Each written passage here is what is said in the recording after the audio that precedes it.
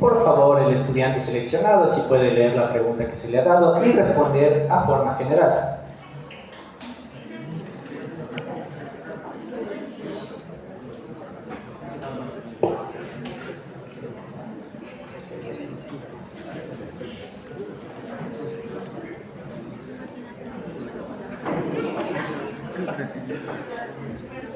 Dice, ¿por qué crees que es importante recordar y hablar sobre la resistencia hoy en día?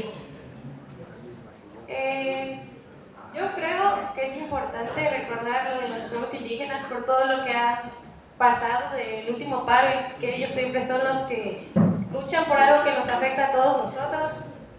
Y muchas veces no los apoyamos, pero creo que es importante que se hagan esas charlas para que nosotros también apoyemos estas causas. Ya. Una vez respuesto, quisiéramos pedir la opinión de los profesionales al respecto.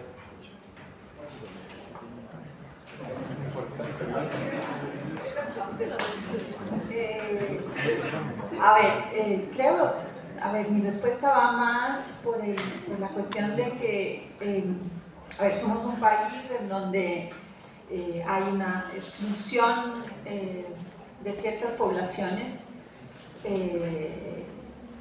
una exclusión histórica de ciertas poblaciones, entre esas de los pueblos indígenas, y aquello que sigue marcando nuestro presente, como es esa exclusión y como son esas luchas, deben ser abordadas, vistas, pensadas, entendidas en su dimensión histórica. Un poco por eso es un tema que nos junta aquí a todos, ¿no? No tanto porque el pasado sea importante en sí mismo, sino porque en el presente la resistencia y en general esas condiciones de exclusión basadas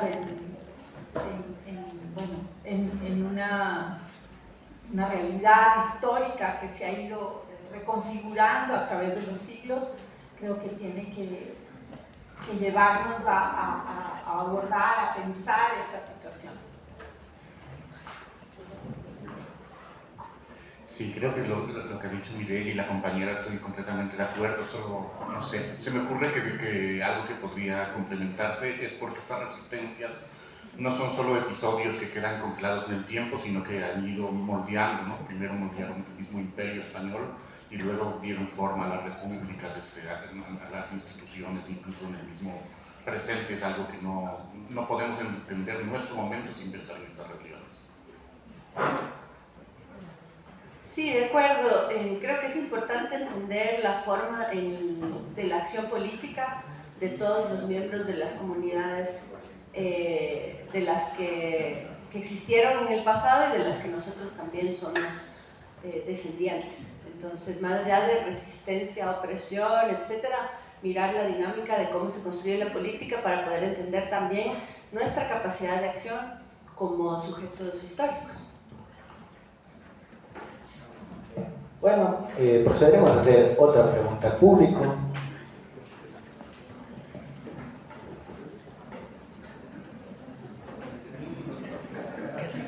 ¡Qué resiliencia!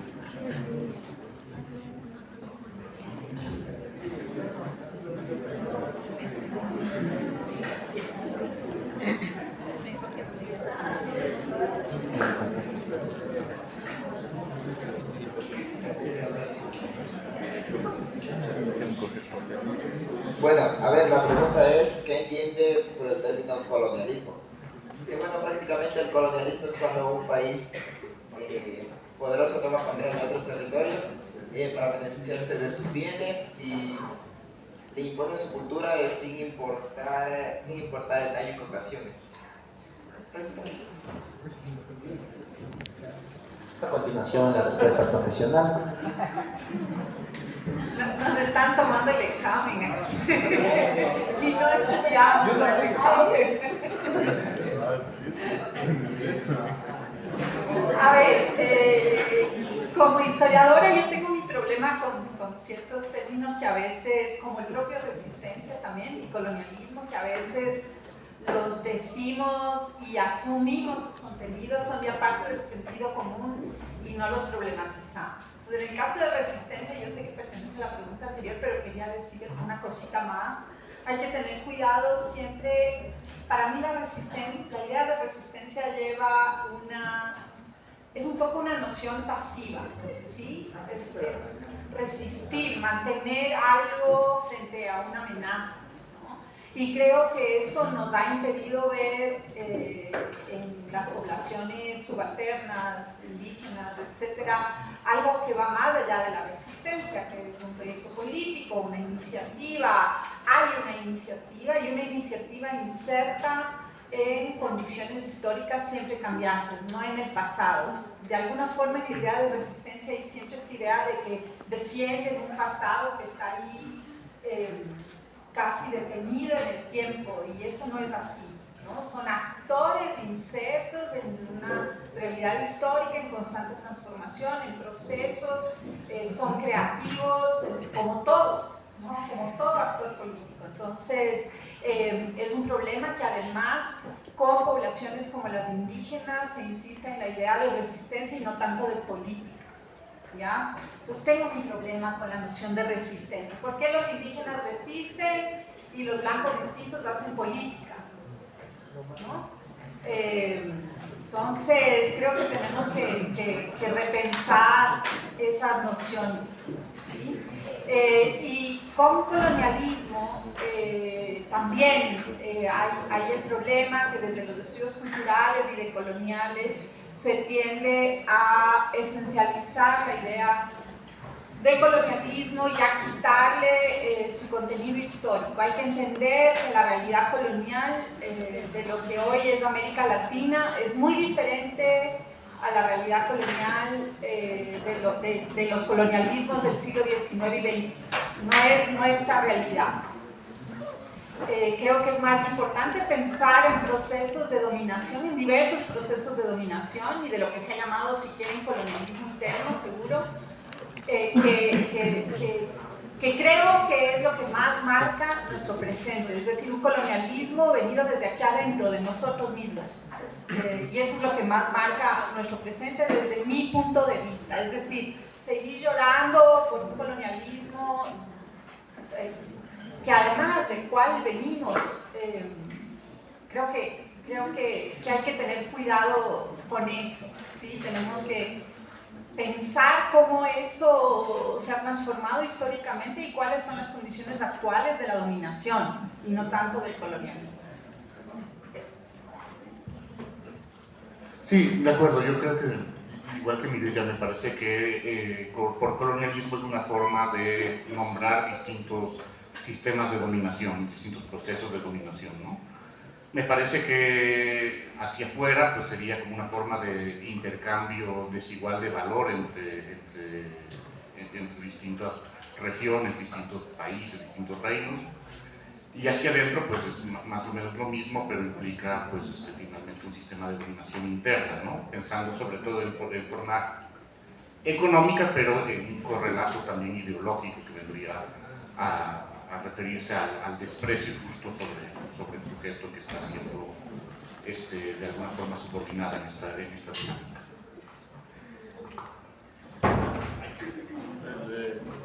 Sí, de acuerdo. Yo creo que lo interesante de tener herramientas de la historia y de las ciencias sociales es poder matizar y cuestionarnos los conceptos. Creo que podríamos comenzar con la idea de un espacio colonizado, ¿no es cierto? Hacer como, si se quiere, una especie de genealogía de los conceptos, ¿no es cierto? Y comenzamos desde la idea de la colonialidad, de que América, por ejemplo, fue parte, ¿no?, del proceso de conquista y colonización del Imperio Español, de la monarquía hispánica, y eso construyó algunos elementos que pueden ser encontrados en un fenómeno muchísimo más complejo que tiene que ver con elementos culturales, elementos obviamente materiales, que tienen que ver con la producción y la construcción de una hegemonía. Entonces, uno de los puntos más importantes para mí es pensar que la relación colonial, más allá del colonialismo, que puede ser entendido como un fenómeno que tiene también otra temporalidad, es una forma de pensar construida en el siglo XX también, etc. Más allá de eso, creo que la idea de la relación colonial trae consigo la construcción jurídica del otro. Creo que eso es muy importante, ¿no? Que hay unos elementos por supuesto, de dominación económica, política, pero además hay la construcción de que hay una población que es distinta a otra. Por ejemplo, en el caso americano, la construcción de la idea del indio, como se le llamaba en la colonia, de la categoría indio frente a lo otro, que además estaba conectada con otras formas de ser católico, ser súbdito del rey, etc. Entonces, creo que la ventaja de estudiarlo desde la historia es que nosotros podemos ubicar temporalmente la idea de colonia, de colonialidad, de colonialismo y luego todo lo demás, ¿no? El de colonialismo y estudios postcoloniales y tal, ¿no? Pero nosotros, la ventaja es que tenemos las herramientas para ubicar temporalmente esos difíciles y complejos conceptos. Ahora que hemos hecho un poco de interconexión con el público, vamos a dar paso a la ponencia, no sin antes dar una breve introducción sobre el proceso colonial. A veces, supongo que estaría mal en este momento, después de todas las correcciones que nos han dado, pero bueno, yo como estudiante de cuarto semestre voy a dar una pequeña introducción acerca de esto. A inicios del siglo XVI se produjo la expansión europea, impulsada por España y Portugal, marcada por la conquista territorial, la imposición del cristianismo, la explotación de recursos y la creación de grandes imperios coloniales. Mientras en Europa se consolidaban las monarquías, el comercio atlántico, el mercantilismo y luego el capitalismo, en América se desintegraban las estructuras políticas indígenas, como el Tahuantinsuyo que se impone en el dominio colonial. A nivel mundial también se desarrollaron procesos como la Reforma Protestante, las revoluciones científicas, la Ilustración y más adelante la Revolución liberales como la de Estados Unidos y la Revolución Francesa, que influyeron en las ideas de independencia en América a finales del siglo XVIII e inicios del siglo XIX. En los Andes estos cambios se tradujeron primero en fuertes dominaciones españolas basadas en la minería, las haciendas, las mitas y los tributos, y luego en las guerras de independencia en el siglo XIX, que dieron origen a las nuevas repúblicas, aunque sin eliminar realmente la opresión hacia los pueblos indígenas. Dentro de este contexto, la resistencia indígena en el espacio andino fue constante y tomó muchas formas, desde rebeliones abiertas y levantamientos armados hasta formas cotidianas de resistencia silenciosa. Desde el siglo XVI, los pueblos indígenas resistieron a través de fugas de pueblos, sabotajes al trabajo forzado, manteniendo sus lenguas, sus rituales y formas de organización comunitaria.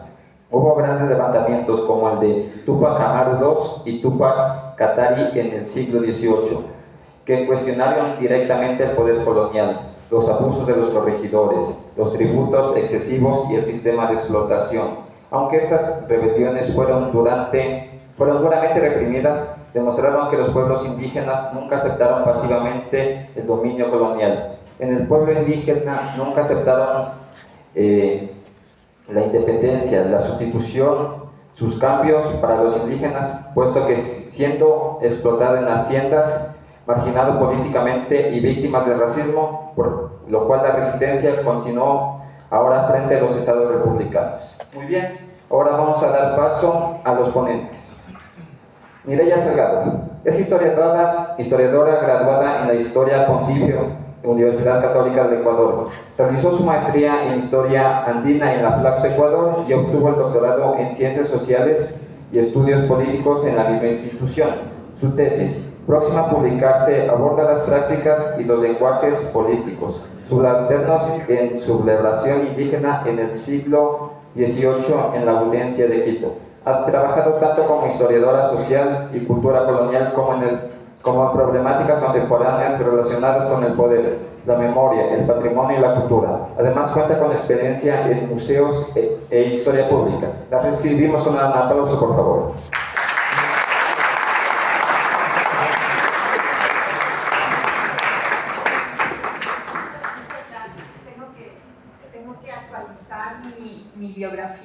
Flaxo porque hace años ya publiqué mi tesis.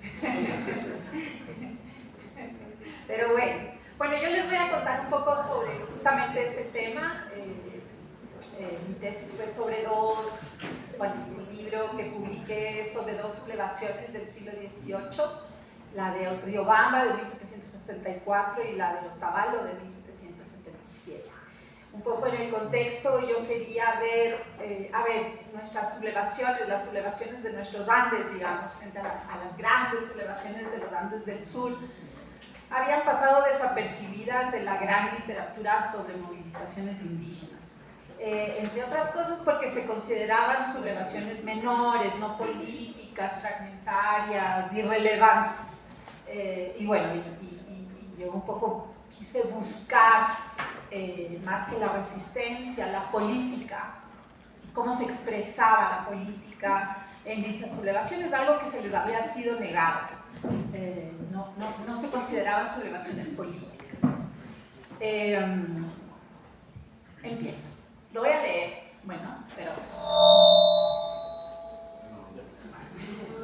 Bueno, esto no ha sido un mero alboroto popular, pues hubo conjuración y confederación con actos reflejos, tumulto y maquinada sublevación.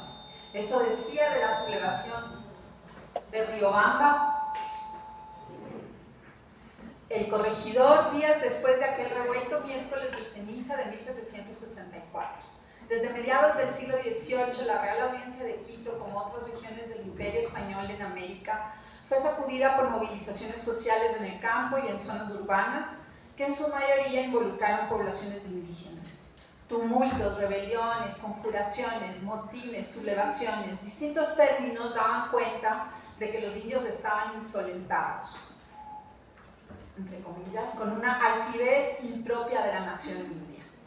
¿Qué hace posible que en 1764 estos indios de la villa de Riobamba y de las comunidades circundantes cerquen la villa al grito de "Muere el rey"? ¿Cómo explicamos que en 1777 cada uno de los pueblos, anejos y parcialidades del corregimiento de Otavalo se unieran en una coyuntura de violencia colectiva sin precedentes? Hoy propongo acercarnos a estas coyunturas de violencia como momentos de subversión que socavaron la experiencia histórica de las identidades coloniales, construyendo una agencia política popular que está todavía en gran medida por desempeñar. Abordo las sublevaciones para acercarme a la construcción de prácticas y lenguajes políticos subalternos, centrándome en espacios alternativos a los tradicionalmente considerados políticos. Las rebeliones, considero, son una entrada para entender una cultura política popular construida, y este es un poco lo que sostiene mi texto, desde la apropiación de las instituciones y lenguajes de la cultura dominante, es decir, nacidas del proceso de negociación de la hegemonía monárquica. Desde una perspectiva comparativa y teniendo en cuenta las transformaciones socioeconómicas que definían estos años, así como el uso intensivo de los recursos legales para plantear quejas por parte de las comunidades involucradas, me pregunto por el significado político de estas acciones colectivas. Un significado que en el caso de las sublevaciones quiteñas fue siempre oscurecido y pospuesto. Si nos da tiempo, intentaré mostrarles las maneras en las que tanto en Riobamba como en Otavalo la acción colectiva puso en escena significados y prácticas que dieron vuelta a un orden elegido como legítimo y sobre el que se sustentaba la dominación colonial. Por otra parte, quisiera poner en discusión la forma en la que a partir del estallido de la violencia se empieza a construir lo que algunos autores han llamado una prosa contrainsurgente que se mantiene y reactualiza hasta el día de hoy. La lectura de los documentos de la sublevación, las sumarias, como textos performativos, nos permite ver cómo, además de las fuerzas directas, físicas, que desarmaron estas sublevaciones, había formas más sutiles pero muy eficaces de neutralizarlas, callando la existencia misma de la política subalterna, un silencio que ha durado hasta nuestros días. Escojo estos dos casos dentro de un conjunto de movimientos, un poco aquí viene la parte metodológica para ustedes, porque Bueno, por un lado, las dos sublevaciones son de las mayores que huyeron en esos años, en esa segunda mitad del 18, en la audiencia de Quito. Tanto Otavalo como Riobamba eran corregimientos con una alta densidad de población indígena y con una intensa actividad de la industria textil. Para entonces, la industria estaba en plena decadencia, sobre todo en la zona de Riobamba. Además, habían sido sacudidos a ambos corregimientos en el siglo XVIII por intensos procesos de movilidad social asociados al mercado, el forasterismo, los abusos y los despojos, declinación de población indígena, crecimiento de las haciendas y una tremenda pérdida de recursos de las comunidades indígenas que atravesaban por cambios profundos en esa época. Además de estos elementos comunes, estas dos sublevaciones son radicalmente distintas, como veremos, o procuré acercarme a esas diferencias. Considero, y esa fue una de las cosas que inspiró también mi trabajo, que bajo la etiqueta de República de Indios o indígenas ocultamos una diversidad importantísima, una diversidad social, incluso de clase. No me maten por usar el término para el siglo XVIII.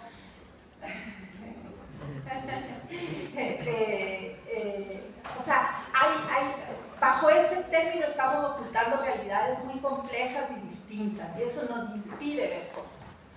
Entonces, bueno, un poco me quise acercar además a esas diferencias de la composición social en los lenguajes y prácticas de la protesta, en las motivaciones, en lo que se ponía en juego en la sublevación y en la manera en la que fueron reprimidas también por las autoridades. Entonces, partimos de condiciones similares, pero que construyen caminos divergentes de posibles identidades políticas populares. Y ambos casos me sirven para entender la política subalterna, que era lo que en última instancia me interesaba. Siguiendo a Andrés Guerrero, considero que las sublevaciones son coyunturas en donde se abre un campo en el que los subalternos pueden construir significados divergentes, cuestionar el sistema de legitimidad y reorganizar la realidad. Es decir, la coyuntura me parece un tiempo, espacio muy potente en términos de investigación. En estos casos no hablamos de procesos de negociación y consenso, sino de prácticas emancipatorias que pueden transformar los operadores de dominación y proponer otros órdenes y significados posibles. En la segunda mitad del 18 se vive un tiempo de ruptura en los Andes, donde toma fuerza inusitada esta movilización.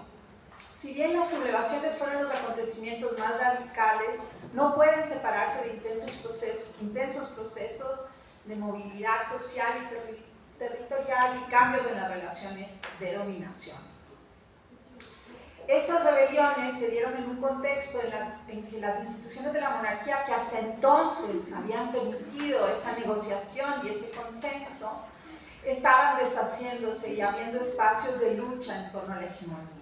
Al existir este vacío, crecieron las posibilidades para los subalternos de erigirse como actores políticos con propuestas y proyectos de orden social alternativo al dominante. Pero además se trata de un tiempo en donde, junto a todos estos cambios, las comunidades indígenas vieron absolutamente diezmados sus recursos, mientras la corona buscaba cobrar cada vez tributos. Esto, dentro de una cultura política de la escolástica tardía, de toda la filosofía política de la escolástica tardía, cumplía claramente las condiciones de una tiranía, y toda tiranía podía ser, o sea, era justificado moralmente la rebelión y la violencia frente a la tiranía. Ese es un poco el contexto. Lejos de acomodarme en las matrices binarias que organizan la percepción y el juego político como tal, intento desmontar estas matrices, estos principios organizativos, para comprender la manera en la que en el marco de relaciones de sometimiento concretas y heterogéneas se constituyen actores políticos que buscan revertir los efectos del poder. Indagar en torno a la política de grupos subalternos no busca encontrar la esencia de una voz autónoma, no es una política autónoma, ¿sí? una política autónoma que se opone al poder, sino pensar las maneras en las que los sectores populares o subalternos lo son en tanto parte de un proceso de dominación y se definen su política en ese campo de juego, no por fuera de él. El acto político estaría también, pues, en la resignificación y reinterpretación del mundo de la vida dominante a partir de dinámicas cotidianas y coyunturas concretas en las que el espacio y el repertorio cultural de la dominación son apropiados.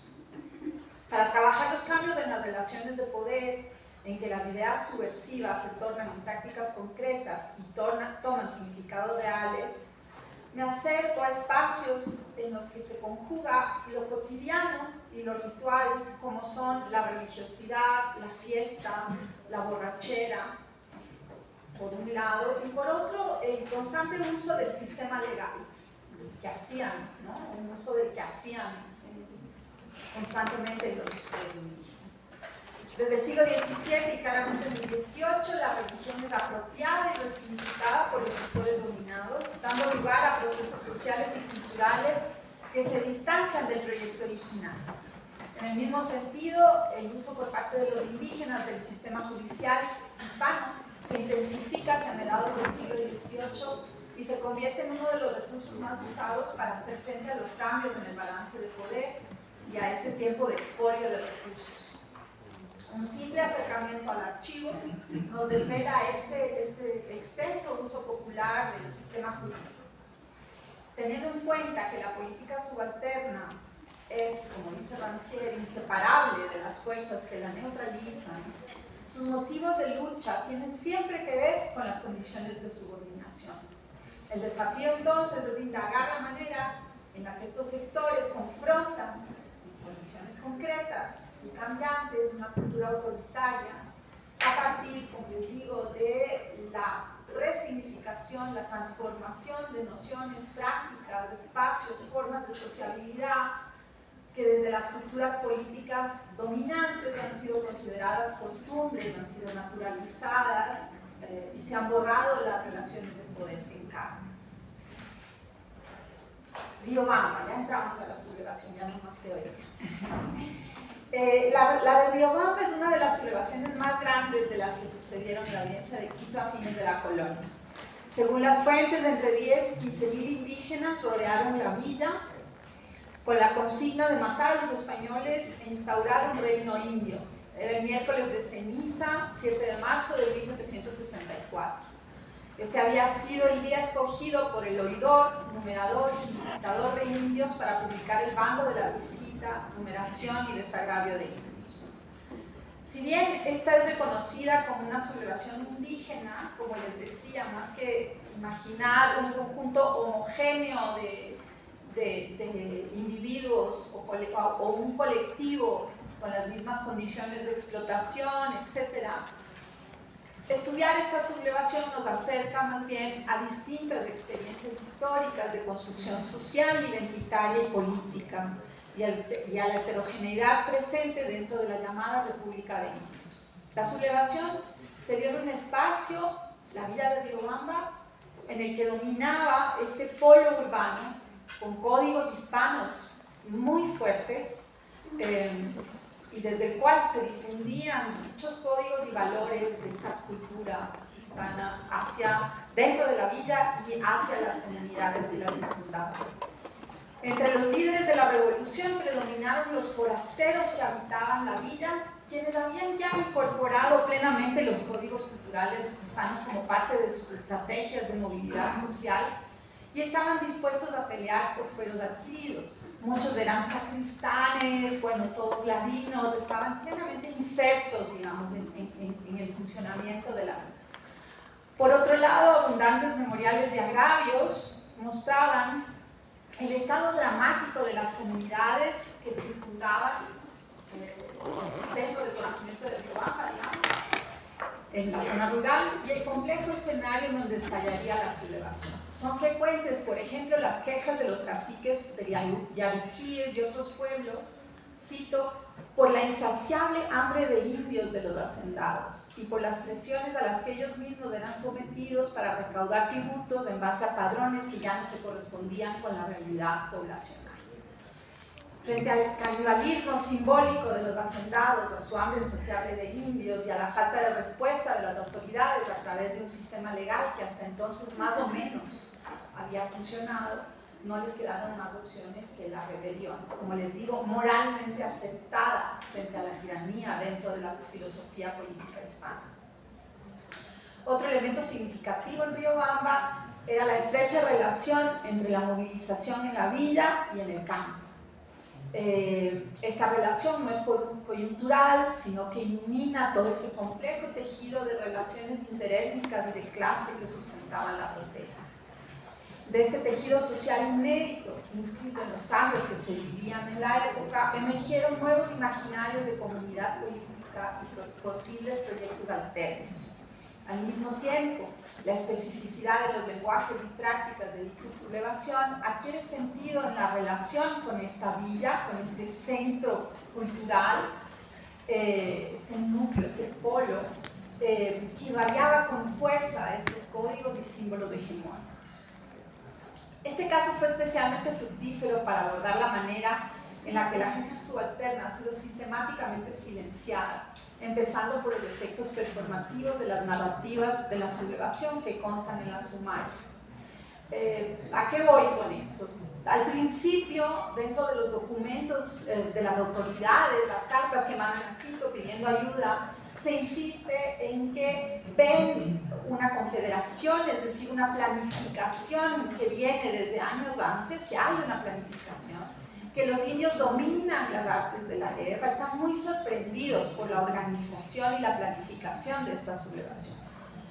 Los sublevados proponen un reino indio, tienen además candidatos a liderar ese reino indio, es decir, no es como nos ha trasladado la historiografía, esta narrativa despolitizadora empieza justamente en las sumarias, un evento, digamos, espontáneo, que surgió de la borrachera, del carnaval y que estalla en ese momento. No, es un evento planificado, es decir, político, ¿sí? Entonces, al principio la sumaria se sorprende de esta sublevación y después empieza a desmontar esa politicidad y a insistir en esa versión contrainsurgente de que son, por un lado, indígenas manipulados, por otro lado, indígenas borrachos, que no hay planificación, que son bárbaros, salvajes, etc. Es más o menos lo mismo que dicen los periódicos hasta el día de hoy cada vez que hay sublevación indígena, ¿no? Y eso hay que pensar que no es, o sea, eso tiene efectos reales, performativos, ¿no? sobre la realidad política. En fin, ya se me está acabando el tiempo y todavía me quedo hablando. Pero bueno, resumiendo. Bueno, en Riobamba las prácticas políticas que se dieron en la coyuntura de la sublevación buscaban hacer visible la tiranía que representaba el poder borbón y en general los abusos y despojos a los que los subalternos eran sometidos. Esta sublevación se erige como un tiempo de cuestionamiento de la legitimidad y reordenamiento de la realidad en el que los subalternos representan las posibilidades del justo gobierno que se había perdido. En ella se puso en juego un proyecto político y se propuso dentro de los códigos construidos por la misma monarquía un reino indio en el que los papeles se cambian. Los bárbaros españoles pasan a morir o ser vasallos y sus mujeres a servir.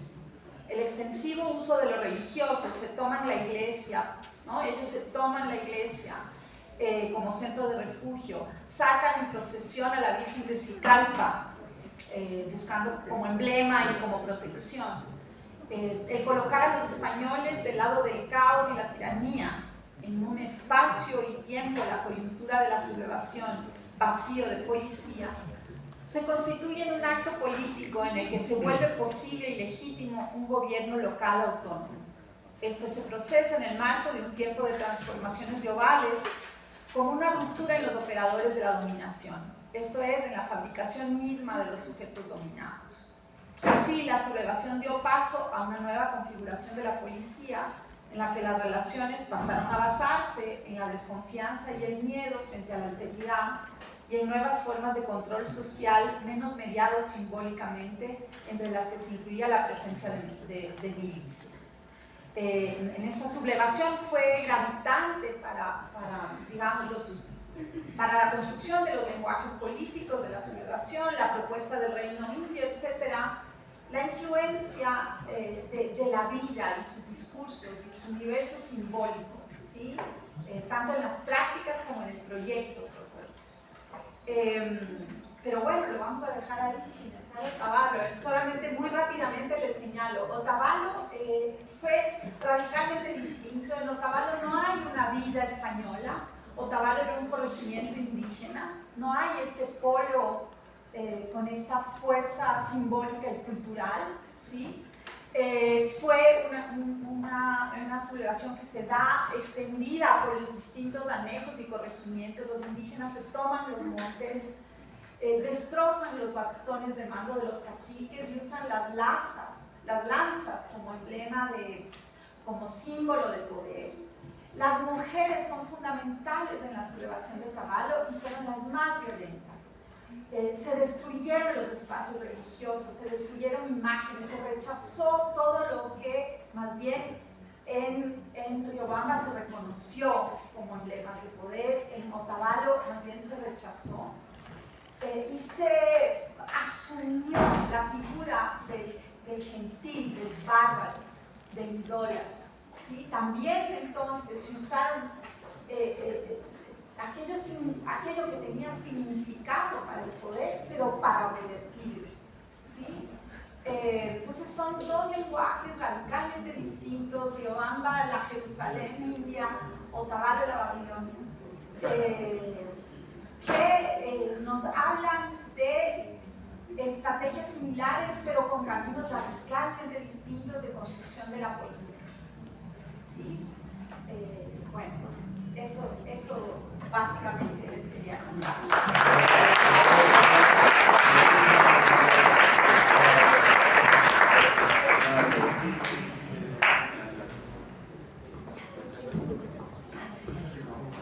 ¿El público tiene alguna pregunta?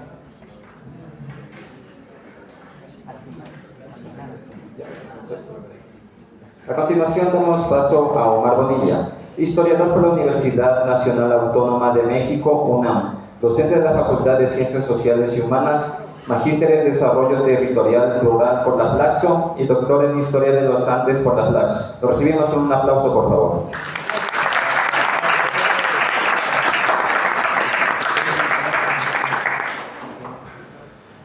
Muchísimas gracias. La ponencia se titula El regreso de los reyes, tiempo y política indígena, reversiones de Jacinto Canet y Juan Atahualpa. Santos Atahualpa. A ver, yo empecé a meterme en este tema justo con el doctorado en Flaxo. Cuando empecé a trabajar historia masónica, descubrí unos documentos que trataban de la revolución de Juan Santos Atahualpa y que además habían sido fundamentales para significar, digamos, el oriente peruano, ¿no? Y lo de Jacinto Canet, pues ya lo había revisado antes, pero me encontré con una crónica que había sido publicada, realmente un juicio que había sido publicado, y ahí justo en esa época daba clases de sociología histórica y dije, ay, aquí hay muchos elementos comparativos. Entonces, desde entonces me gustó la idea de poner en contraste estas dos rebeliones. Dicho sea de paso, ambos se volvieron en el siglo XX héroes nacionales en los respectivos países, ¿no? Juan Santos en Perú y Canet en México. Entonces, son documentos, hay muchísimos documentos disponibles, fáciles de acceder, muchísimos libros escritos, muchos de ellos, y muchos documentos publicados incluso. Entonces, esa es una facilidad que tuvo. El siglo XVIII, como ya se ha mencionado, es un periodo mucho más turbulento que el siglo XVII, ¿no? Realmente prácticamente todas las regiones del Imperio Español, desde las selvas amazónicas hasta las llanuras mayas van a experimentar levantamientos que ponen en crisis la estabilidad imperial borbónica. No son solo levantamientos aislados, sino son, en la práctica estamos viendo que son formas de indígenas de pensar la política, de imaginar legitimidades alternativas y de pensar en proyectos de futuros con otros sistemas políticos. En este panorama, pues, son claves la figura de Juan Atahualpa Santos en la selva central del Perú, cuya rebelión empieza en 1742, y la de Jacinto Canet en Yucatán, que actualmente es la provincia, es un estado de México.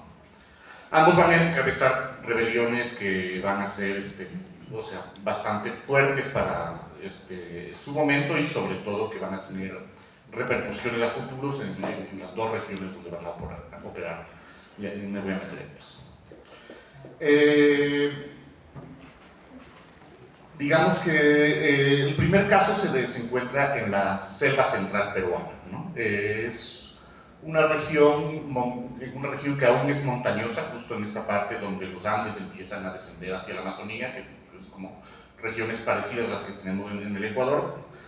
Es una zona bastante aislada del Cusco y de Lima. Normalmente tendemos a pensar siempre en el Perú desde una mirada más presente en la costa o en la limeña o en la sierra cusqueña, y esto pues viene a ser como una franja amazónica que es habitada por los pueblos Ashánica, Yanesha, Cunibos y Xipí, ¿no?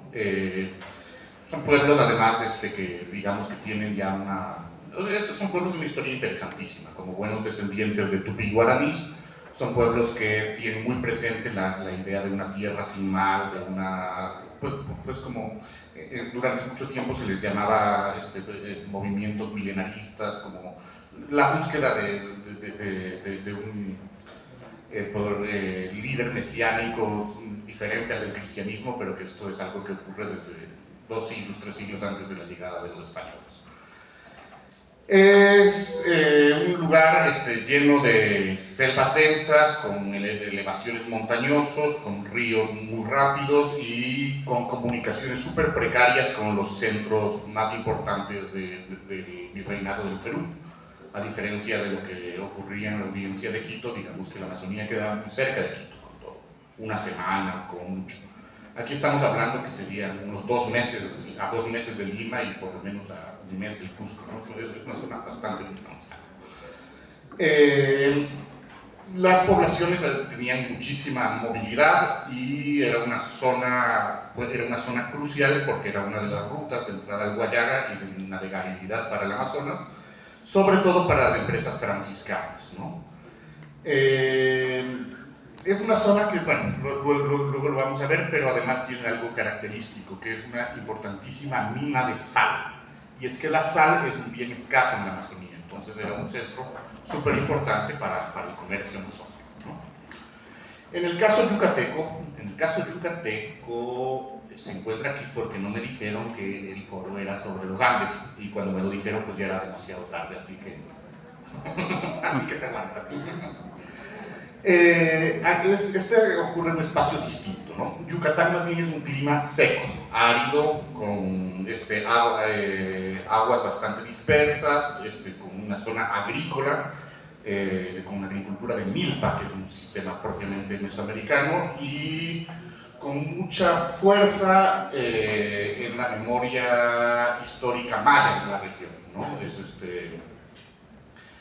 Es un lugar que más bien, históricamente también se caracterizó, por ejemplo, por vivirse muchísimas idolatrías, donde había mucho la perspectiva de una especie de retorno a un pasado maya, ¿no? O por lo menos las idolatrías que eran perseguidas eran acusadas por estos elementos. Aquí la corona, pues, como si era una zona realmente controlada, impuso varias políticas rígidas y muchos mayas incluso, digamos que tensionaban con formas comunales fuertes y cultos sincréticos que permanecían en este espacio, ¿no? Proclamando el retorno de los antiguos reyes. De hecho, los antiguos reyes se les llamaban canex. Eso volvió una zona donde se practicó bastantes persecuciones. Digamos que había una relación también tensa con los sacerdotes franciscanos, esto digamos que es común en este sitio, ¿no? ¿Qué cosas vamos a ver en común de estas dos rebeliones? Bueno, primero que lo que encontramos es que no son exactamente como fenómenos exclusivamente locales, sino que vamos a ver aquí un problema estructural del Imperio Español en el siglo XVIII que surge de la combinación de las reformas borbónicas, aunque eso de las reformas borbónicas, digamos que hay que verlo bien, ¿no? Me parece que es útil para entender la historia así como en el largo plazo, pero ya cuando uno ve el siglo XVIII y la dinastía borbónica, pues hay muchas reformas y contrarreformas en estos momentos, pero digamos que en la práctica sí estamos hablando de un periodo donde se rompe la economía moral que habíamos tenido con la dinastía Habsburgo y donde pues sí hay algunos cambios que son agraviantes para la población local, como el aumento de tributos, como el trabajo obligatorio, como que se reinstitucionalizan repartimientos, ¿no? Un tema de reordenamiento territorial que en la práctica va a suponer pretender desde la mirada imperial un uso más racional del territorio, pero que en la práctica esto fue acumulando tensiones en muchos sitios y varias tensiones étnicas acumuladas que van a estallar en este momento. Las categorías que, además aquí hay algo que es interesante, que en ambas rebeliones vamos a ver varias categorías que son justo útiles, tradicionales para trabajar la acción colectiva indígena, la resistencia y los levantamientos, como una perspectiva de mesianismo, la idea de un linaje prehispánico un poco simbólico, un tema de religiosidad local, un tema de legitimidad ritual, y la disputa por el control del paisaje, que viendo estos elementos juntos, pues resultan casos muy comparativos.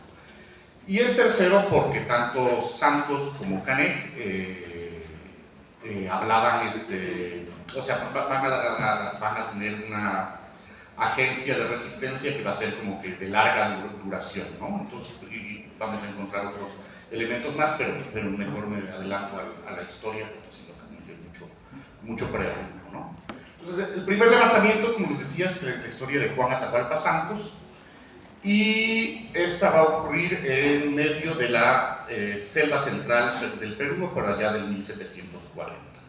Aquí vemos que hay varias misiones franciscanas dispersas y sobre todo un grupo de pueblos ashánicas que tradicionalmente controlaban este cerro de la Sal. ¿Qué es lo que va a ocurrir? Que los franciscanos van a condicionar el uso del cerro de la Sal a cambio de la conversión de estos pueblos. Entonces, en la práctica empiezan a restringir el acceso a la sal. Y el abuso de los franciscanos en la práctica va a quebrar el intercambio que se vivía allí y como que la forma en la que se sustentaba esta relación, ¿no? Asimismo, esto va a perjudicar a otros pueblos, no solo los ashánicas, sino que también a los Amashua y a los Shipibos, y esto va a implicar un descontento que va a desencadenar propiamente en una insurrección. Y esto se junta con la llegada a este territorio de un personaje bastante particular, que es Juan Santos Atahualpa. Curiosamente, él no es amazónico. Él aparentemente es un indígena cusqueño, que es un noble cusqueño. En las crónicas me encanta porque dicen que además se vestía a la usanza de los indios de Quito, lo cual podría representar, no sé, pues hay quienes también especulan que es quiteño, pero normalmente no suele ser la versión más oficial, sino que se piensa sobre todo que es cusqueño y muy cercano a la orden jesuita, ¿no? Aparentemente en algunas crónicas se habla de que había viajado con los jesuitas a España y que incluso estuvo en misiones en Angola. No hay registros de esto, pero sí es cierto que en su discurso político tiene muy presente la cuestión africana siempre, Juan Santos Atahualpa. Él es una persona que va a recorrer las distintas comunidades, que habla bien el español, que habla bien el quechua y que habla distintas formas, lenguas amazónicas y que también habla latina, aparentemente, y que tiene un mensaje que cala muchísimo, presentándose como el Apu Inca, ¿no?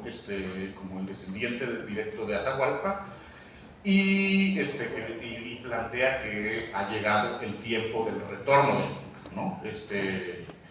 Esto va a implicar que, bueno, primero, al ser una figura aglutinante, que los distintos pueblos indígenas de la selva central se acerquen a él, pero también seduce a algunos pueblos de la sierra peruana, e incluso hay cartas con caciques, hay cartas de caciques de la Cacunga que muestran simpatía hacia el personaje. En mayo de 1742 inicia su movimiento, se unen a él, como había dicho, los Ashánicas, los Yanesha, los Shipigos, y destruyen más de 20 misiones. En pocos meses empiezan a controlar un territorio enorme y logran sobrevivir a los distintos ataques que reciben de las milicias españolas, que llegan con armas de fuego, con caballos e incluso con artillería. Llegan a capturar cañones incluso de parte de los españoles y logran en la práctica eso, de alguna forma desarticular la región de la selva central del Imperio Español. El mismo virreinato lo que tiene que hacer es encontrar una ruta alternativa hacia la Amazonía y realmente se quedan casi que 100 años viviendo una situación que podemos decir como de autodeterminación, ¿no? A esto habría que añadir además que aparentemente Juan Santos de Atahualpa o alguno de sus colaboradores mestizos o indígenas tenían nociones de metalurgia y particularmente de fundición de metales. Entonces los Ashánicas logran también proveerse de armas de hierro que les permitirían mantener esta situación de aislamiento e independencia durante más tiempo. En el caso de Canek, lo que vamos a encontrarnos es que justo pocos años antes, por eso es el tema de las reformas borbónicas, que a veces es complejo, se había extinguido una serie de tributos en Yucatán, pero se vuelven a imponer. Y en ese momento, con el peso de los tributos, los trabajos forzados, las expropiaciones comunales y esta historia agresiva de extirpación de idolatrías, se rompe el equilibrio que sostenía la convivencia entre las repúblicas de indios y las autoridades coloniales, ¿no? Digamos que es también interesante Canek, porque su nombre completo, su nombre era Jacinto Uco, pero se hizo bautizar Jacinto Canek en relación justo a los reyes mayas, pero era Jacinto Canek Moctezuma. Entonces él, en un territorio maya, reivindicaba al último Tlatoani de los aztecas, de los mexicas. Entonces como que se repite un poco el patrón de Juan Santos de Atahualpa, que no solo es una figura mesiánica para los ashánicas, sino que también reivindica la descendencia de Felipe. Entonces hay como esta forma de linaje. Entonces, eso, reivindica la tradición local de los Canek, del Petén y de las zonas mayas y la realeza mexica. Y entre las primeras acciones que va a hacer es robarse el manto azul que tenían en la iglesia de Sistal de la Virgen María, que usa como una capa para reivindicarse por una parte encarnación de Cristo, por otra parte esposo de la Virgen María. La relación entre Dios y la Virgen es compleja y eso no es culpa de Canek, pero ciertamente está usando estos símbolos para encabezar la rebelión. Él nombra una serie de sacerdotes mayas y evidentemente va a abolir los tributos. En algunas cartas que escribe se presenta como envía cartas a todas las religiones que pueden mayas y promete que los españoles no van a poder herir a los mayas sublevados porque los ingleses van a socorrerles con su ayuda. También Juan Santos tenía una idea de un pacto con los ingleses aparentemente, ¿no? Esto también es nuevo.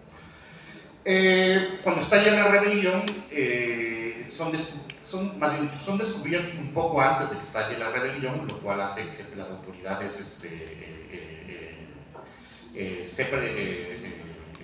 españolas se preparen, y para 1761 logran derrotar un gran contingente español, pero de allí lo que vas a encontrar son una serie de derrotas, a diferencia del caso de Juan Santos Atahualpa, donde Canek y todos sus colaboradores son perseguidos, torturados y ejecutados en Mérida, ¿no? El escarnio es tan fuerte que las mismas autoridades españolas, no de Mérida, sino de México,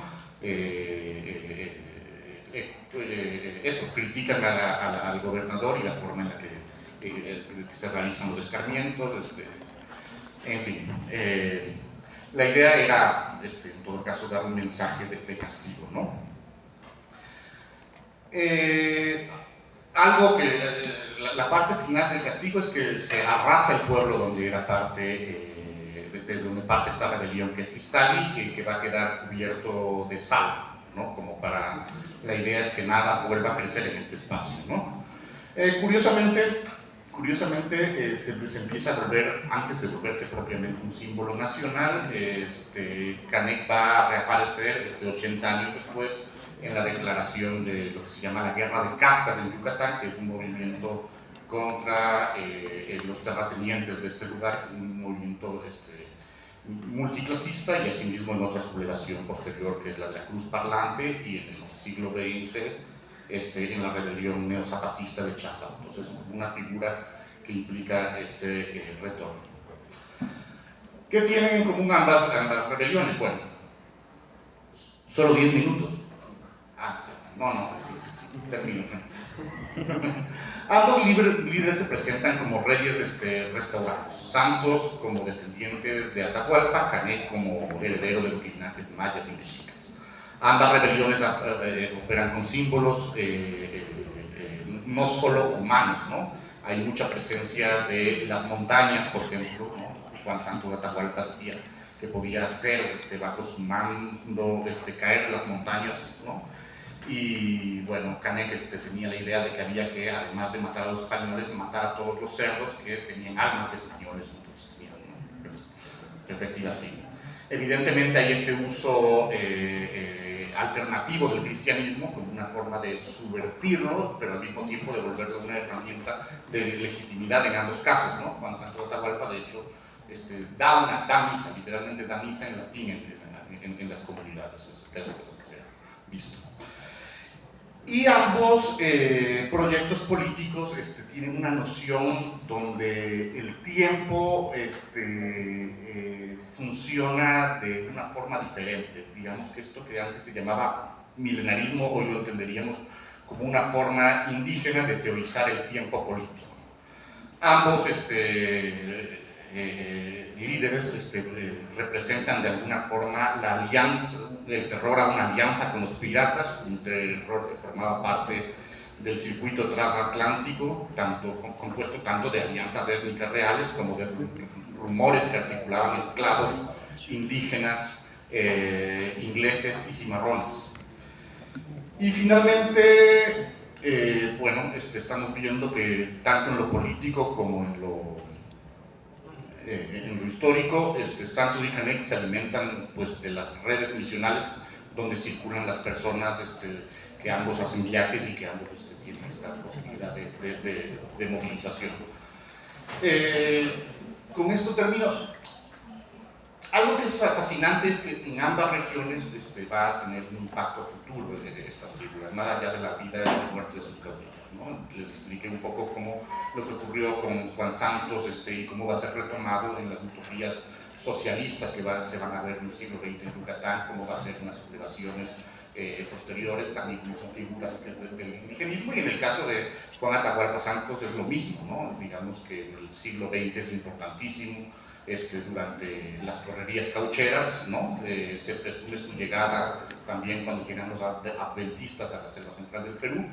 Cuando inicia la guerrilla del MIR, se piensa que el comandante local. Esta guerrilla es una encarnación de Juan Santos Atahualpa, que de hecho es la única guerrilla guevarista de la cubana que tiene arraigo popular justo entre los pueblos chánicas. Y pues eso termina un poco más posteriormente con la llegada de Sendero Luminoso y el MRTA, porque ahí la guerra se recrudece mucho, pero siempre es como una figura muy presente entre estos pueblos. Entonces, muy interesante que además de su identidad nacional, sigue teniendo importancia para los pueblos locales. Muchísimas gracias.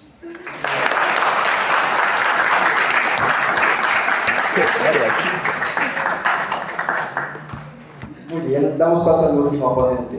Viviana Velasco, licenciada en Ciencias Históricas por la Pontificia Universidad Católica del Ecuador, maestra en Historia del Mundo por la Universidad Pompeu Fabra, doctora en Historia por la Universidad Pompeu Fabra, becaria del proyecto de investigación State Building en Latinoamérica de la Universidad Pompeu Fabra. Su agenda de investigación es Historia Política del siglo XIX, Construcción del Estado en Latinoamérica y en el Ecuador, Operaciones estatales, burocracia, fiscalidad y administración, construcción del campo político y cultura política de las clases subalternas. La recibimos con un aplauso, por favor.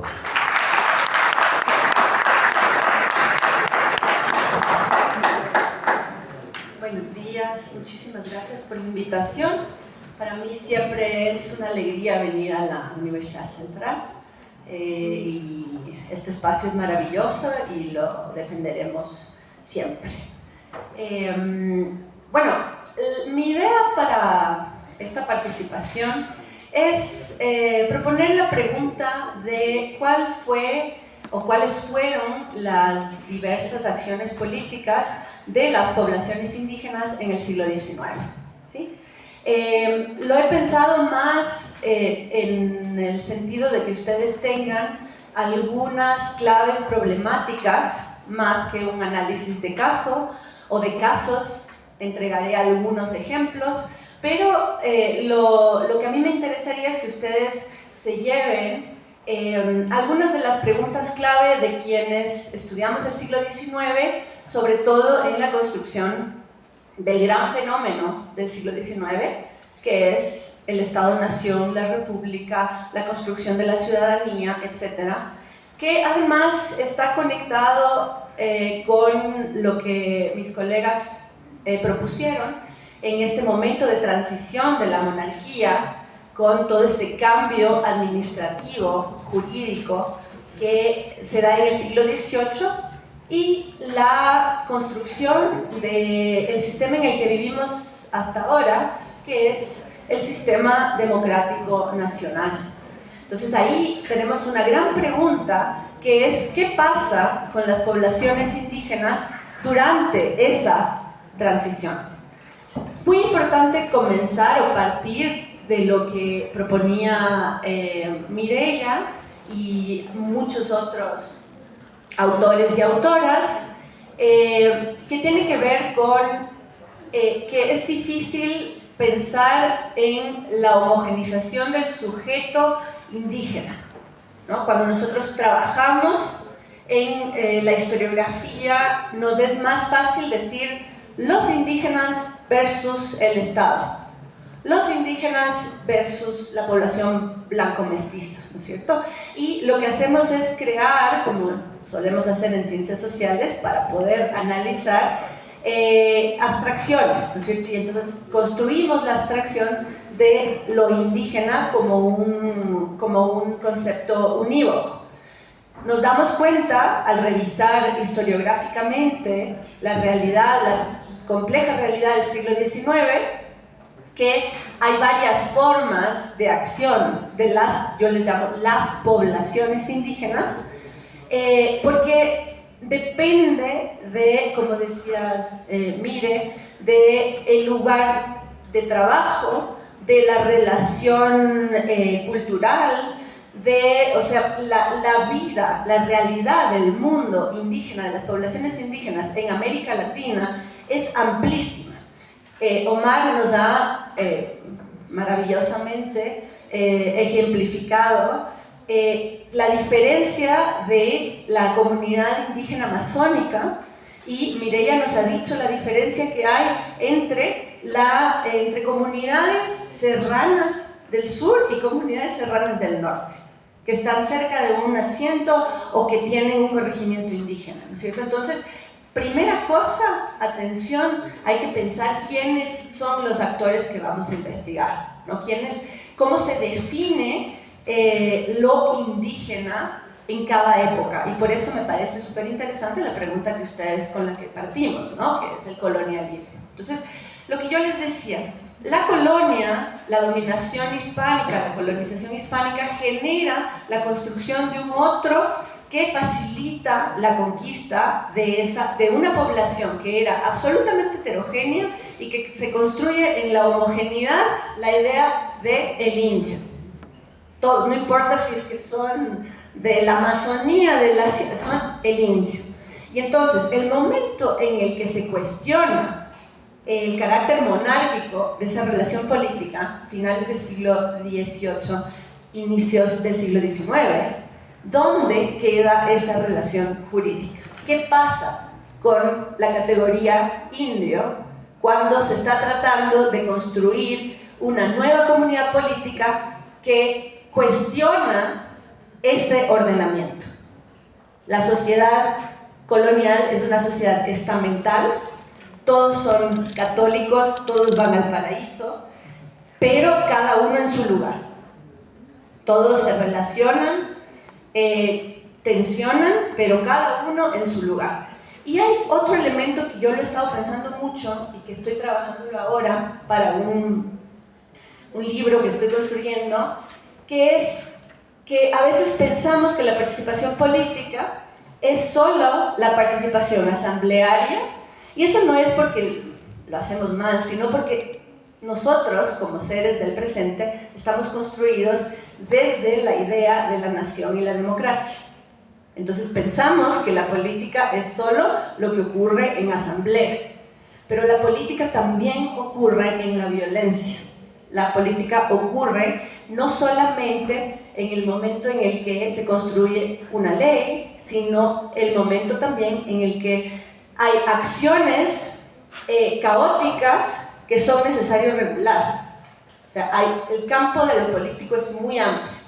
Y lo que estoy yo pensando ahora es la importancia de entender la participación económica de las poblaciones en la construcción política, ¿ya? Porque algo que se dice mucho de la transición de la colonia a la república es, para la población indígena no cambió nada.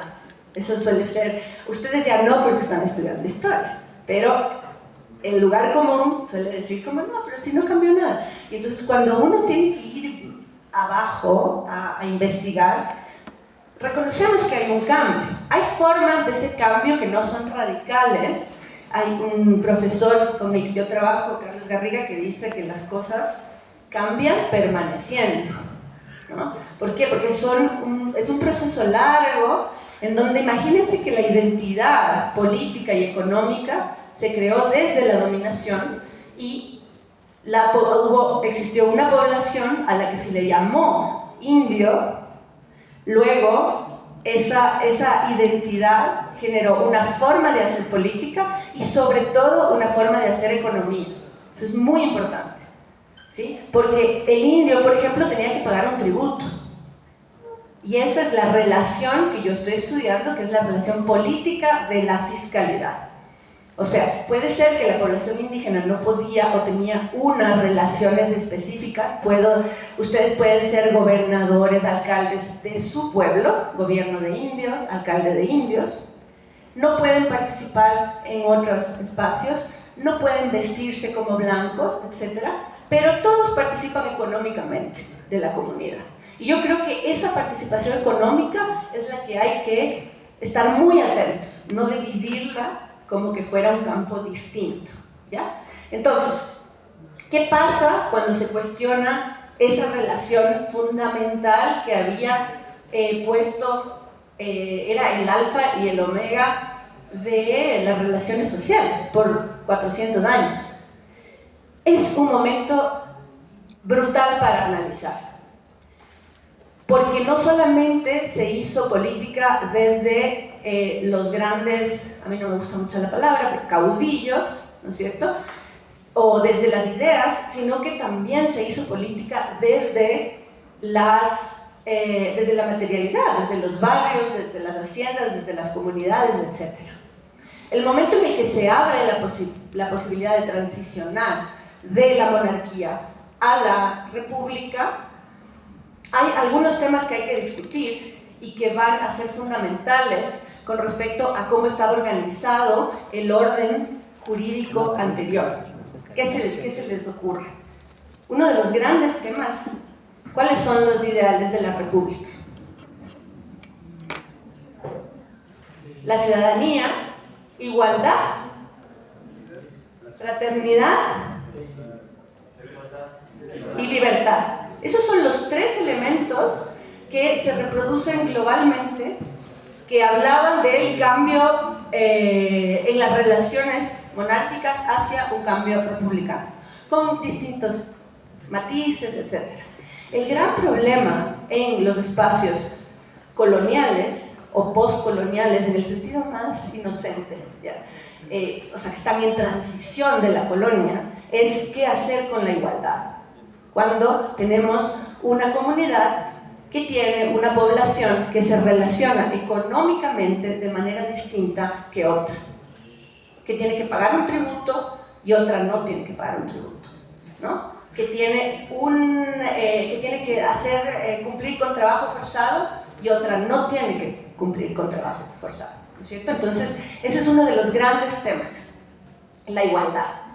Y ahí es bien interesante analizar esos momentos de transición, porque nos damos cuenta que en muchas comunidades indígenas los caciques y los miembros de la comunidad miraron también la posibilidad de la transición como una excelente oportunidad, de pronto no para transformar no en todos los casos, quiero decir, para transformar violentamente la realidad, tipo lo que nos contaba Omar y Mireia, un reino propio de los indios, etc., pero sí para mejorar la situación política y económica, sobre todo económica, ¿sí? Entonces, las transformaciones de la independencia, esa sería como si ya estamos pensando en cómo actuaron las poblaciones indígenas, podríamos pensar que tenemos un momento de la independencia. En la independencia, era para abrir la ventana. En la independencia tenemos el gran problema que se ha estudiado muchísimo, que es cuál fue la participación de la población indígena en ese momento, ¿sí? Y hay que decir que el momento de la transición puso en juego la política en los cuerpos, ¿verdad?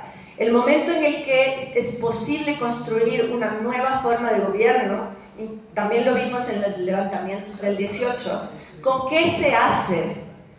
¿Con qué herramientas se hace una revolución o un levantamiento? Con el cuerpo, ¿cierto? Se toman las armas, se toma la plaza y se está dispuesto a todo, ¿no? Jeremy Adelman, que es un historiador global, seguramente lo han leído, él habla de la importancia de la violencia como estrategia política en el momento de la transición, ¿no? ¿Por qué? Porque una comunidad puede levantarse y puede ofrecer apoyo a uno de los bandos que están tensionando para construir un nuevo sistema político.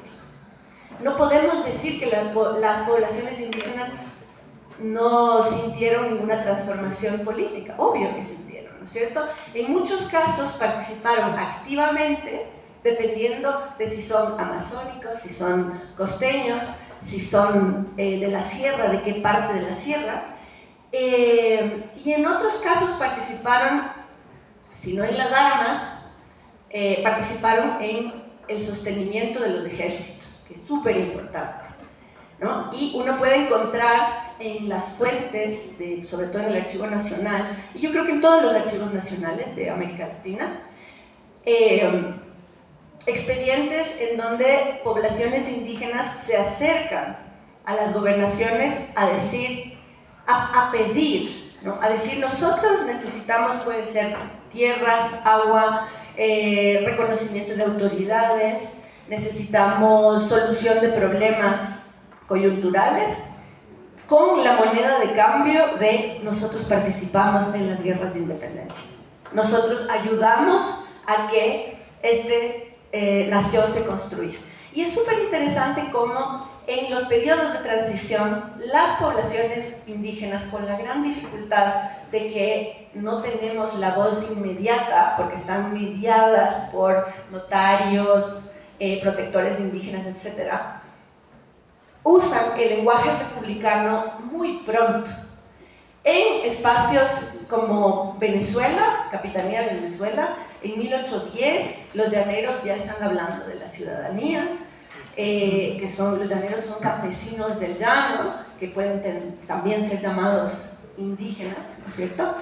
Y también en el Ecuador, bueno, lo que ahora es Ecuador, se encuentran comunidades indígenas que dicen: nosotros como ciudadanos exigimos que se nos reconozca esta autoridad. Es bien interesante cómo en ese momento se abre la posibilidad de acción. Mientras se va construyendo la República, con las dificultades internas que eso implica, porque la igualdad política era muy difícil de conseguir, porque para poder manejar la guerra había que tener recursos, había que poder reclutar personas y poder tener recursos para pagar soldados, y había que tener recursos para alimentar soldados. Y el soldado mal pagado y que no come se levanta. Entonces, ese es el gran tema también de la construcción de una comunidad nacional. Además, imagínense ustedes que no es que solo había una posibilidad de construcción de una nación. Si vemos entre 1820 y 1830, se estaba construyendo la nación colombiana en un territorio enorme. E internamente ya habían personas que decían: a mí esto de que Bolívar esté por allá, ¿y por qué? ¿No? O sea, ya había unas tensiones internas muy interesantes, y que además golpeaban a las formas en las que las comunidades indígenas estaban organizadas. ¿Cuáles son las principales formas de levantamiento o de acción política de la población indígena? La acción política económica, todo el tiempo, trabajando, dando el excedente de su trabajo, el excedente de sus recursos para construir ese Estado-nación. Pero las formas más visibles, las que nosotros llamamos levantamiento, resistencia, etc., mucho tuvieron que ver con formas de exigencia de que o se transformen las situaciones o se mantengan las situaciones. Y eso ha causado un poco de problemas, porque no sé si ustedes han leído, pero a veces se dice que la población indígena era reaccionaria, que había comunidades que decían: no, que vuelva el rey, ¿no? Hay toda una bibliografía que trabaja sobre las posiciones realistas de las comunidades indígenas. Eso también es posible. De nuevo, a veces pensamos que toda la población indígena, homogenizada como concepto, tenía que haber sido republicana. No, depende de los intereses que se jugaban dentro de las dinámicas del poder de cada espacio. Lo que sí podemos ver, por ejemplo, al analizar documentación de los años 30, del siglo XIX, es que o de los años 20 en realidad, por ejemplo, Bolívar es el primero que, bueno, no es el primero, pero ya los grandes pensadores de la República comenzaron a pensar qué hacer con esa desigualdad indígena y con el problema del indio, que luego se va a recuperar en el siglo XX, y construyeron la idea de que la condición del indio se debía a la colonia.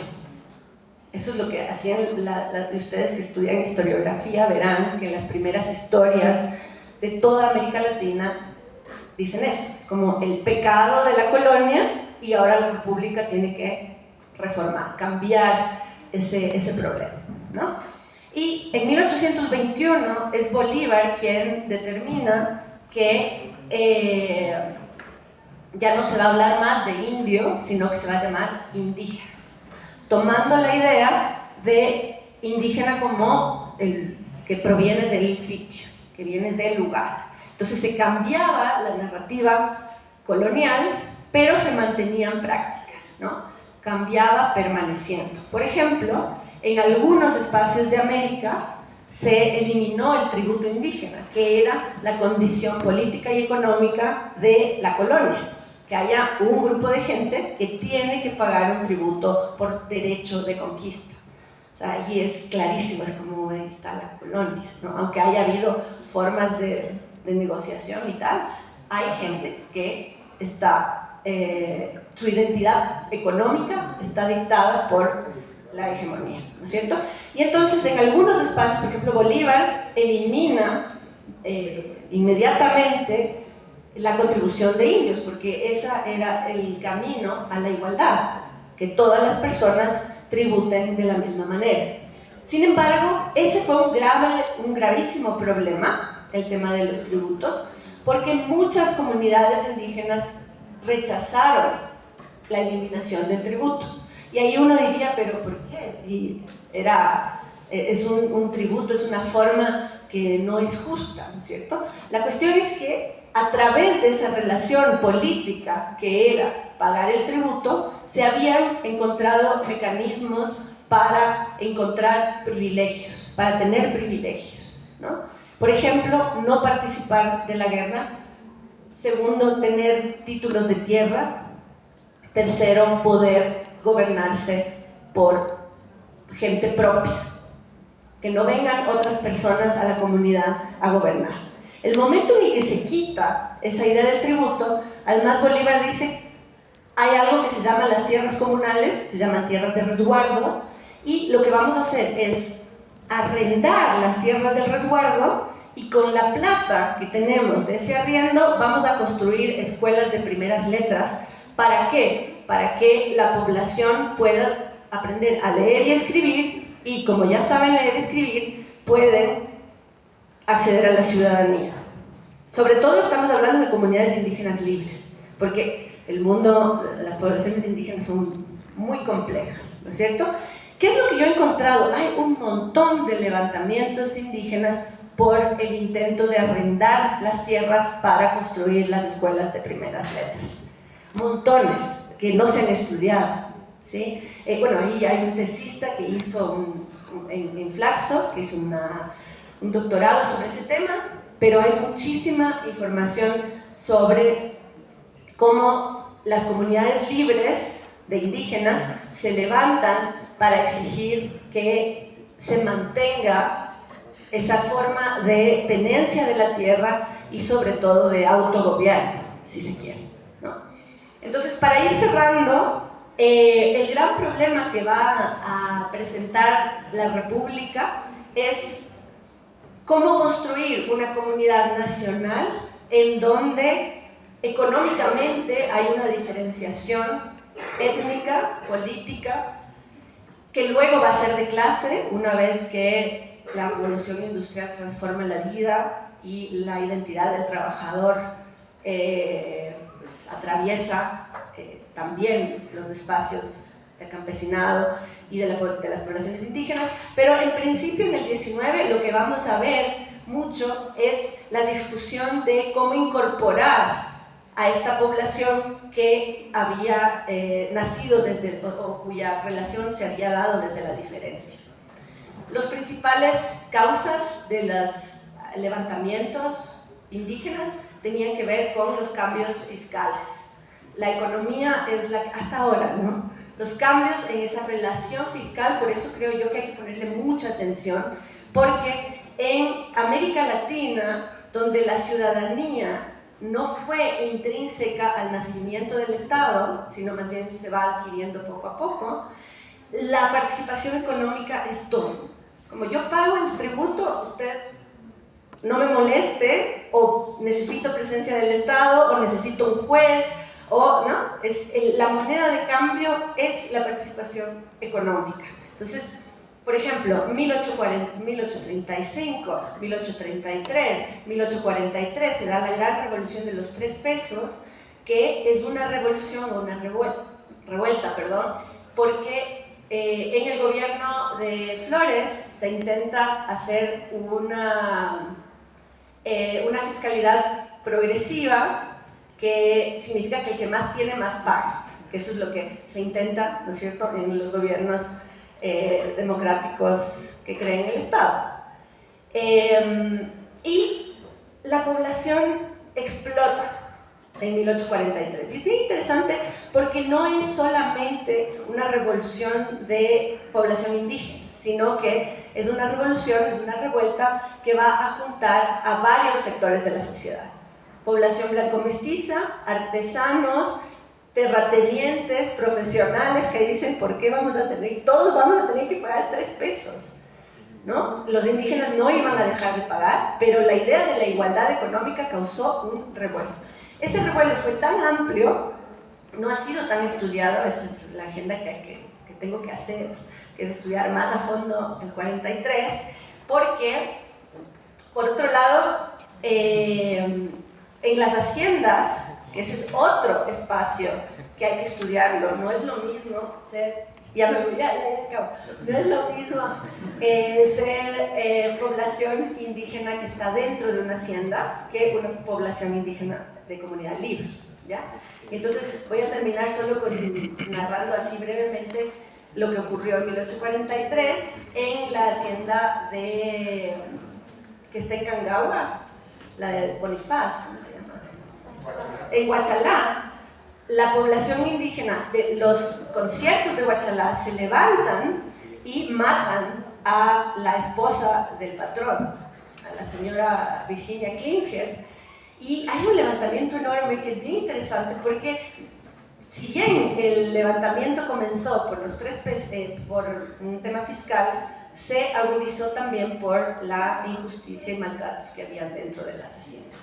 Así que, pues nada, hay que seguir estudiando la acción política de las poblaciones indígenas, pensando como un campo que va en conexión con quienes construyen el Estado-Nación y no tanto como un espacio separado. Yo creo que ese sería el consejo que daría, ¿no? Como no estudiar como los indígenas y el Estado, sino mirar cómo se construyen las relaciones políticas de un momento específico. Y disculpen que me pase mal.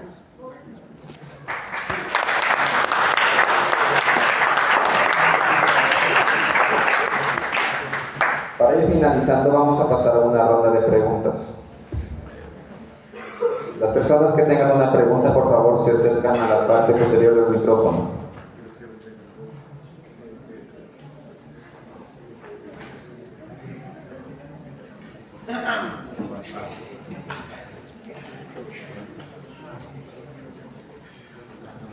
Buenos días con todos, mucho gusto. Mi primera pregunta sería para Mireya Salgado, que su intervención me pareció muy constructiva. Y primero sería como dar una síntesis de lo que yo logré entender y espero haya entendido bien y si no, espero que se me corrija. Fue como entender que la sublevación indígena de Riobamba en 1764 nos demuestra que los pueblos originarios no fueron sujetos pasivos de dominio colonial, ¿no? Que sino más bien nosotros teníamos que determinarlos, o se los determinó como actores organizados que fueron capaces de resistir colectivamente frente a las medidas monárquicas o coloniales, ¿no? Que fue el control de impuestos, también se le podría denominar como mitas. Entonces ahí era mi duda si en se puede englosar esta palabra de las mitas, que también pues, viene con un control religioso por el poder colonial. Dado esto, tengo 2 preguntas que sí me gustaría que pues, se me sean retroalimentadas. Que la primera es, ¿cómo han perdurado las tensiones entre los pueblos indígenas y el poder estatal a lo largo de la historia? Y la segunda es, ¿cuándo la resistencia social se la puede considerar como legítima? Muchas gracias.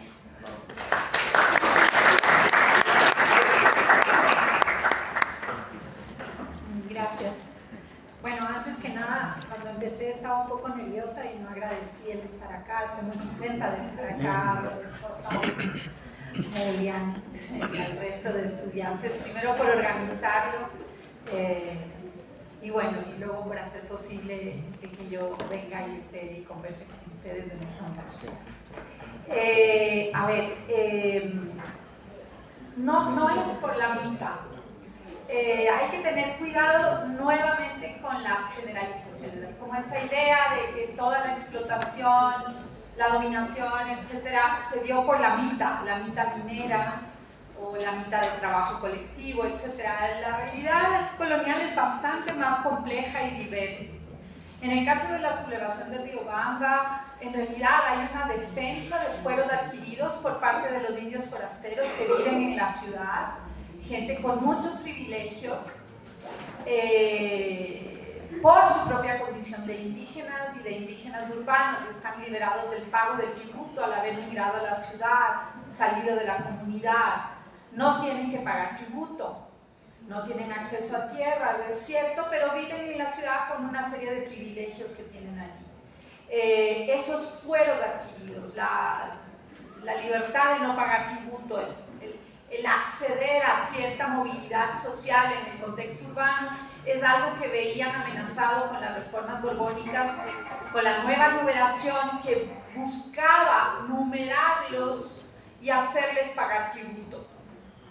Eso es, en este caso, una de las razones. Por otro lado, frente a la decadencia de la industria textil en el corregimiento y el vaciamiento de las comunidades y el aumento de los tributos, etc., los indígenas de comunidades del área rural, en cambio, veían cada vez más diezmados sus recursos. En el siglo XVIII hay procesos de composición de tierras por los cuales se venden las tierras de comunidad frente al vaciamiento de las comunidades, ¿sí? Entonces, entre que se presiona con más cobro de tributos, la comunidad pierde tributarios, pierde tierras, los indígenas de comunidad que quedan se ven absolutamente desbordados y presionados. Esa es otra razón, nuevamente no es la mitad. Y por otro lado, sí, bueno, básicamente eso. Y por otro lado, la explotación es un siglo en donde crecen las haciendas a costa de las tierras de comunidad. Crecen las haciendas y las haciendas se van convirtiendo, como luego se consolida en el siglo XIX, en espacios cada vez más autónomos de explotación. Finalmente, el otro tema es que esta vía legal a través de las cuales los indígenas, los caciques plantearon quejas a las autoridades frente a la explotación, los abusos, etc., cada vez daba menos resultados. ¿Sí? Hasta el siglo XVIII, inicios del siglo XVIII, esas vías más o menos habían funcionado y eso deja de funcionar. Se rompe lo que se ha conocido como el pacto colonial, un pacto de cierto equilibrio de obligaciones y derechos, cierto equilibrio de obligaciones y derechos, ¿sí? Y esos son los motivos de la sublevación de Riobamba y también de la sublevación de Otavalo. En Otavalo no tanto por los fueros adquiridos, porque no estamos hablando de eso en ese caso, sino justamente por la explotación, el poder creciente de las haciendas, la disminución de tierras de comunidad y el repartimiento de mercancías. Es decir, les obligaban a comprar algodón a precios excesivos, con lo cual se endeudaban y acababan atados a las haciendas y a ciertas instancias por deudas. ¿Listo? Las formas de explotación y abusos aumentaron a fines del siglo XVIII, muchas veces ligado al crecimiento de los poderes autónomos de las haciendas. Es un poco para aclarar los motivos. Entonces, la mitad es una generalidad medio amorfa también que nos oculta esas condiciones específicas, concretas de explotación que se entienden en territorios concretos. Lo interesante de la sublevación de Otavalo frente a la de Riobamba, como les había dicho, es que lo que se construye, a diferencia de lo que nos contó Omar, esta idea del retorno al pasado, el retorno del Inca o el retorno al pasado, en Otavalo, más claramente que en Riobamba, se construye un liderazgo de nuevo cuño. No hay un retorno a lo de antes, ni una nobleza inca ni indígena, no. Surgen nuevos líderes y es un reparto más horizontal y distribuido, más parecido a la de Tupac Katari, que la estudia Sinclair Thompson, ve como este reparto de poder horizontal, el surgimiento de nuevos líderes políticos en otro ordenamiento de las fuerzas, un ordenamiento más republicano, si quieren.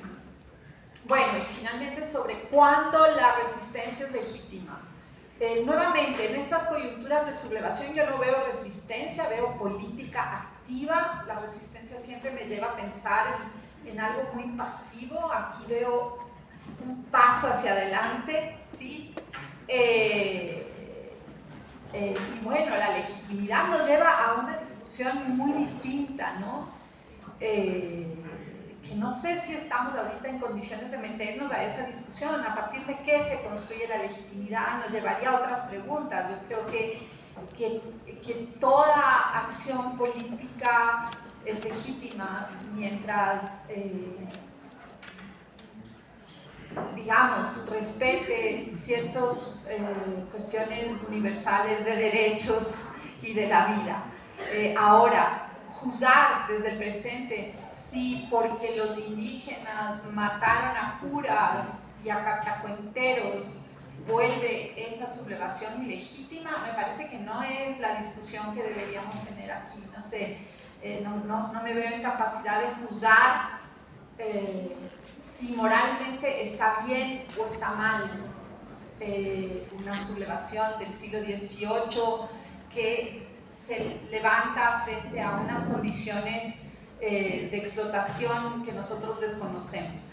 Creo que hoy, si me preguntan hoy, creo que la legitimidad se mantiene en la protesta popular siempre y cuando tengamos de fundamento el hecho de que respetamos eso como los derechos humanos universales del ser humano, la vida, básicamente. Yo me meto en cosas que no manejo.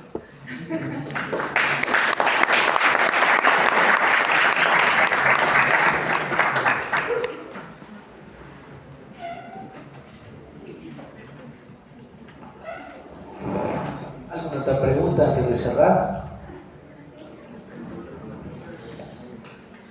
Bueno, me gustaría hacer una pregunta, perdón. Esta pregunta ya dirigida más para el programa. Usted nos mencionó a Juan Santos y a Jacinto Quedé. Yo lo que quería preguntar era de qué similitudes podríamos encontrar entre los movimientos indígenas ecuatorianos con lo que nos impone estos dos autores ya mencionados.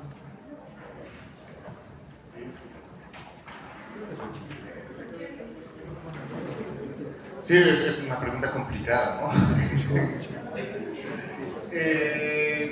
Para que vean ahí qué sí que se depende siente. del movimiento político, ¿no? Carlos Espinosa tiene, por ejemplo, una investigación muy bonita sobre también un descendiente de Inca atahualpista que causó, pues, primero mucha emoción y luego un levantamiento, me parece que también en Otavalo y aquí en Quito, ¿no? Entonces podría ser por ahí alguna similitud, por ejemplo, con Santos de Atahualpa, ¿no? Ahora, así simplificando así terriblemente, me parece que las trayectorias en general de los movimientos indígenas, como dice Mireya, no necesariamente tienen que ver con este regreso al pasado, sino puede ser como ni a la reconstitución del Tahuantinsuyo ni de ningún imperio, ¿no? Me parece que en eso el nombre de la CONAIE como Confederación de Nacionalidades es muy decisivo. Me parece que hay un tema más como un poquito más federalista, como de pensar más en un país con muchas diversidades que en un retorno a un reino único indígena, ¿no? En todo caso, no deja de ser interesante que, pues, en todo caso, aquí somos un poco más atahualpistas y que eso nos parecería un poco más al movimiento del Perú. Pero eso te lo digo así como más hipotéticamente que nada.